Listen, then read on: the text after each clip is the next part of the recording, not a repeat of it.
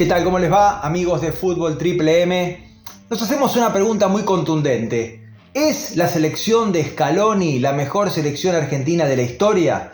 Bueno, ahora vamos a chequear en números, en datos, en conceptos, en historias con las otras dos selecciones campeonas del mundo.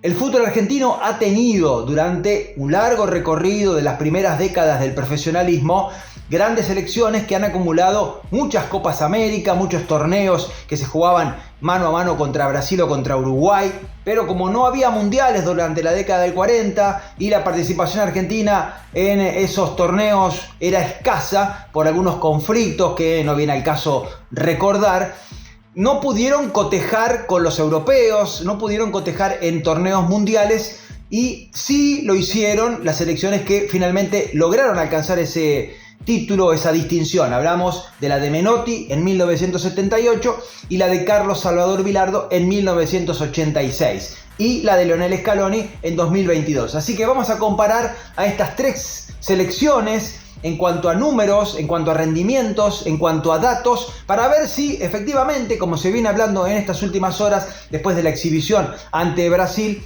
este seleccionado de Scaloni es el mejor de todos los seleccionados argentinos de la historia. Antes de empezar, quiero invitarlos a que si les gustan este contenido puedan suscribirse, es de manera gratuita a nuestro canal y apretando la campanita van a estar informados de cuando aparecerá un nuevo video nuestro. Ahora sí, manos a la obra.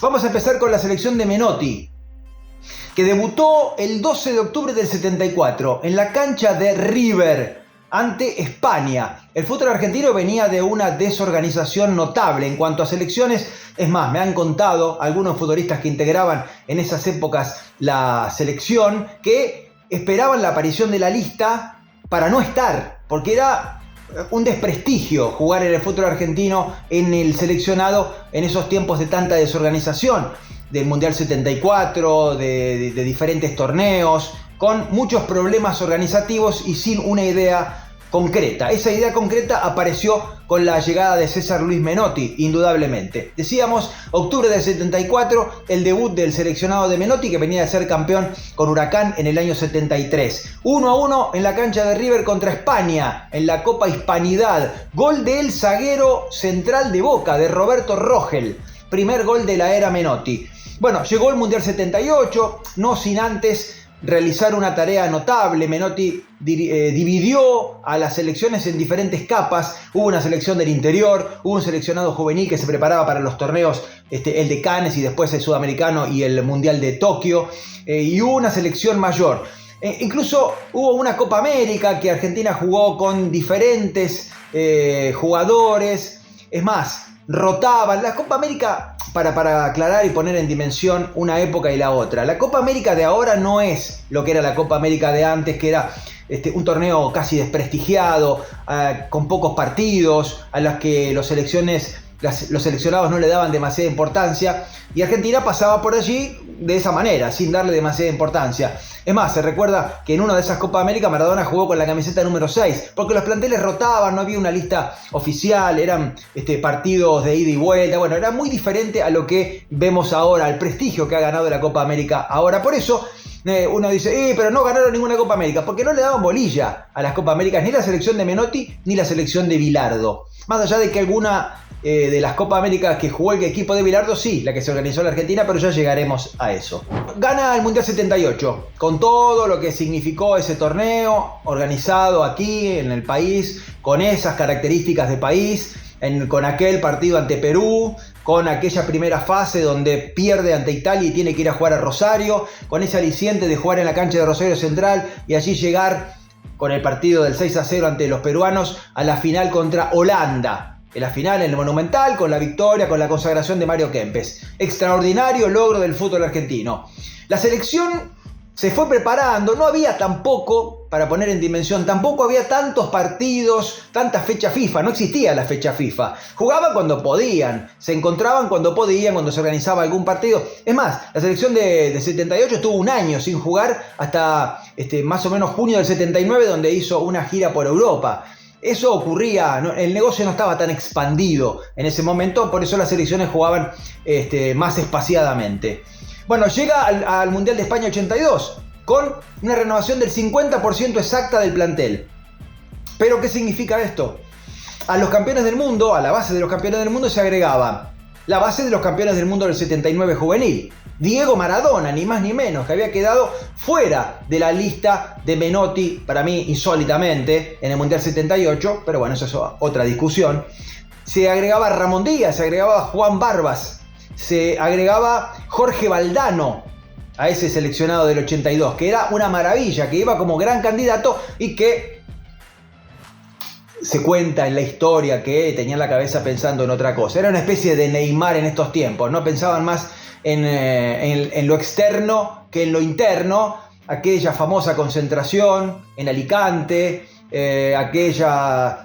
los jugadores no se pueden concentrar en una playa. O sea, no pueden tener una playa a 100 metros en una concentración porque eso no va a terminar bien. Efectivamente, no terminó bien. Argentina quedó eliminada en la segunda instancia después de perder el debut contra Bélgica. Quedó eliminada por Italia y por Brasil. También le tocó dos potencias porque Argentina había quedado segundo en su grupo.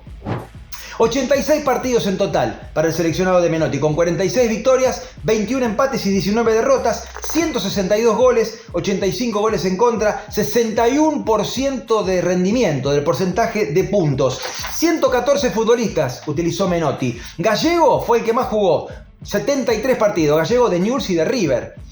Holguín de San Lorenzo e Independiente 60, Tarantini de Boca, de Talleres, de River, también jugó el Mundial como futbolista libre, 60 partidos, Pasarela 59, de River y de la Fiorentina, Ardiles 53 partidos, Luque, Houseman, Filiol, Valencia, los que más jugaron en la era Menotti. Maradona jugó 34 partidos, Kempes 32, Bocini 18, Gatti 16, Valdano 7 y Alonso 6. El goleador de esa era fue Leopoldo Luque con 22, Pasarela hizo 21. Fíjense la trascendencia de Daniel Pasarela, vicegoleador del seleccionado de Menotti. Kempes hizo 16 y Maradona 13. Ese seleccionado argentino de Menotti jugaba muchos partidos contra clubes, jugó contra el Barcelona, jugó contra la Fiorentina, donde ganó 5-3 en un partido inolvidable, y jugaba también en el interior del país, jugaba contra seleccionados que se armaban de Formosa, de San Juan, contra combinados, contra equipos. Eso fue una gran distinción que tuvo ese equipo de Menotti. Se termina la era Menotti, llega la era Bilardo. 12 de mayo del 83, debut en el Estadio Nacional de Santiago de Chile, 2-2 en un partido contra el seleccionado trasandino. Goles de Alonso y de Gareca. Fíjense qué nombres, ¿no? Copa América del 83, el triunfo ante Brasil.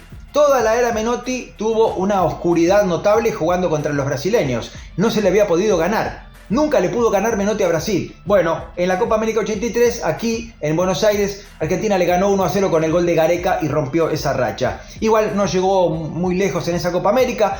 Bilardo armó un seleccionado que después la base iría al Mundial para jugar la Copa Nehru en India, donde fue una experiencia notable, pero Argentina perdió con China 1-0, una cosa impensada. Hizo una gira por Europa, sin Maradona todavía, con gran actuación de Bocini, se lo recuerda en el partido contra Bélgica, metiendo un tiro en el travesaño desde la mitad de la cancha, y ahí empezaban a aparecer algunos de los futbolistas que después serían los comandantes en México 86, caso de Jorge Luis Burruchaga. Empiezan las eliminatorias 85, allí la famosa marca de Reina sobre Maradona, todo le costaba a la selección argentina. No tenía una ventaja tan amplia como la que uno puede ver ahora cuando juega el equipo de Scaloni. Eran partidos más complicados, más difíciles, y era otro fútbol. Insistimos con esta idea, era otro fútbol. Se marcaba de otra manera, a Maradona lo mataban a patadas.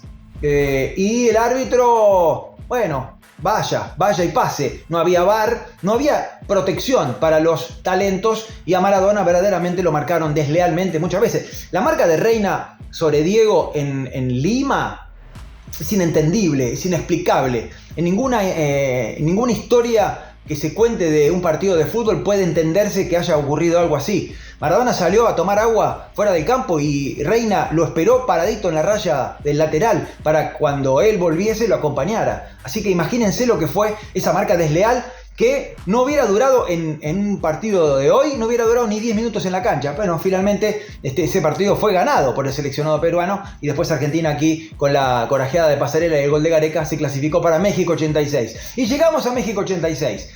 Para mi gusto, de todas las selecciones estas que estamos analizando, Argentina, el equipo de Bilardo durante México 86 jugó lo más alto que se pueda imaginar en el fútbol. No hubo nada, ni la de Scaloni, ni la de Menotti, han jugado un torneo como Argentina lo hizo en México 86. Empezando de menor a mayor, en aquel partido donde le ganó a Corea, después el empate ante Italia, ya se empezaba a ver que había un futbolista que definía todo y hacía una gran distancia sobre el resto, ¿no? Estamos hablando de Maradona. Argentina juega luego con Uruguay en un partido en el que fue ampliamente superior. Después llega el famoso partido con Inglaterra, el famoso partido contra Bélgica y la final contra Alemania. Más allá del empate 2-2, faltando pocos minutos, el pase de Maradona para Burruchaga y la justicia que se hizo presente allí en el Azteca para que Argentina fuese campeón del mundo. Un lógico campeón del mundo, un extraordinario campeón del mundo. No habrá, insisto, para poner, aunque sea una estrellita, una cucarda a este equipo, no habrá, por lo menos no ha habido, un seleccionado que haya jugado un torneo en este nivel. Ni siquiera el Scaloni en el Mundial de Qatar, en el que transitó con algunas dudas. No, aquí el de Bilardo en México 86 fue extraordinario de principio a fin. Pero fíjense los números. 81 partidos en la era Bilardo, 28 victorias nada más. 30 empates y 23 derrotas. Hizo 89 goles en 81 partidos. Es más, marcó un récord de no convertir goles. Tuvo una larga serie de partidos en amistosos, por supuesto, sin marcar goles. Solamente el 47% de rendimiento en puntos sacó el equipo de Bilardo, que tuvo México 86 extraordinario, Italia 90 épico y el resto descartable. El resto era pruebas. Eran futbolistas que llegaban, que trataban de asimilar la idea de Bilardo, que finalmente algunos prendían y otros no, y resultados magros, actuaciones pésimas. Cuando llegó al Mundial de México, bueno, todo el mundo lo sabe y lo dice, la historia lo cuenta, fueron a despedir a los jugadores que iban al Mundial 3 personas, y después los recibieron como héroes. Esa era la sección de Bilardo. Estuvo a punto de irse Bilardo, el gobierno lo quería sacar porque no daba pie con bola. Y después de México 86, hasta llegar a Italia 90 también hubo un periodo oscuro. Bueno, en Italia 90, Argentina con el genio de Maradona y con la suerte y con la fortuna y con la solidaridad y algunos talentos que todavía le quedaban a ese equipo, llegó hasta la final que le robó Codesal. Burruchaga 59 partidos, Ruggeri 55, Justi 53, Maradona 46, Garré 41, Batista 39, Pumpido, Bramo, Larticochea, Canigia, los que más jugaron en la era Bilardo. Fíjense la cantidad de entrenadores que salieron después de ser dirigidos por Bilardo en la selección. Batista, Gareca, Troglio, Sensini, Russo, Valdano, Pasarela, Balbo, Sabela, Borghi, Gorosito, Insúa, Simeone, Cooper, Bausa, Falcioni. Todos ellos fueron dirigidos en la selección por Carlos Salvador Bilardo. Y fíjense este dato, Héctor Enrique, que fue una de las figuras del seleccionado en el Mundial, solamente jugó 11 partidos en el seleccionado argentino en la era Bilardo. También jugó el Beto Márcico, también estuvo Néstor Lorenzo, hoy técnico de Colombia, me olvidé de nombrarlo cuando hablaba de los entrenadores. También jugó Diego Simeone, 6 partidos en la era Bilardo. Ya Carlos estaba preparando a futuros futbolistas para integrar la selección y Simeone después sería importante tiempo después. Maradona fue el goleador de la era Bilardo con 19, Burruchaga 13 y Canigia 8. Números modestos, teniendo en cuenta las comparaciones con otras selecciones como la que vamos a hablar ahora. Scaloni, el seleccionado de Scaloni, 85 partidos lleva, 60 victorias, 17 empates, 8 derrotas, 77% de efectividad en puntos. El debut fue el 7 de septiembre de 2018 en Los Ángeles, 3-0 ante Guatemala, gol de Piti Martínez de penal, de Lo Celso y de Gio Simeone, de Gio, no de Giuliano. El primer partido como técnico oficial, porque había sido interino Scaloni durante 6 partidos, fue en marzo de 2019 en Madrid, con Messi que regresaba al seleccionado después de lo que había sido la catástrofe de Rusia 2018, y un partido en el Estadio Wanda Metropolitano, que Argentina enfrentó a Venezuela y perdió 3-1. Fíjense cómo venía la mano. Todo el mundo dudaba de esta idea de Tapia de ponerlo a Scaloni al frente del seleccionado, sobre todo con estos resultados. Pero bueno, después los zapallos se convirtieron en carroza y finalmente Argentina pudo encaminarse, y después de perder en la Copa América 2019 con Brasil en un partido polémico en semifinales, llegaron las consagraciones. La Copa América en Brasil, en el Maracaná, la de la pandemia, el Mundial, la finalísima, y ahora la Copa América de Estados Unidos. No ha parado de ganar este seleccionado, y además 2 eliminatorias, ¿no? 2 eliminatorias positivas con clasificación para las mundiales, cosa única en el fútbol argentino, de la mano del mismo entrenador. Rodrigo de Paul, 76 partidos. Paredes y Lautaro, 69. Otamendi, 67. Messi, 63. Tagliafico, 61. Lo Celso, 56. Fíjense Lo Celso, que no es campeón del mundo porque estaba lesionado, no pudo jugar, y sin embargo tiene 56 partidos en este ciclo. Dibu Martínez, 51. Molina y Acuña, 50, los 10 que más jugaron en la era Scaloni. Messi es el goleador con 47. Lautaro, 32. Julián Álvarez, 12. Y Ángel Di María, también muy importante en este ciclo, con 11 goles. Bueno, hemos llegado al final del recorrido de los números, de los datos, de un poco las historias de estos seleccionados, de los 3 seleccionados campeones del mundo que tiene el fútbol argentino. El de Menotti en el 78, el de Bilardo en el 86 y el de Scaloni en el 2022. Y no hay ninguna duda, por continuidad, por conquistas, por números, por demostración constante de una idea y de un cuidado por la idea del fútbol argentino, no hay duda que la selección de Scaloni es la mejor de la historia. Insisto, un pequeño apéndice. El Mundial de México 86 está allá arriba. Ninguna selección argentina jugó un torneo mundial en ese nivel. Ni la del 78, ni ninguna otra, ni la de Brasil, que llegó a la final y perdió contra Alemania. Ninguna jugó en ese nivel. Ese equipo no va a tener, por lo menos en los próximos tiempos, esperemos que sí, pero hasta aquí no ha tenido un equipo que haya alcanzado un nivel similar. Dicho eso, no cabe ninguna duda que proceso por proceso, que en continuidad, que en números y que en alegrías, la selección de Scaloni es la número 1 de la historia del fútbol argentino.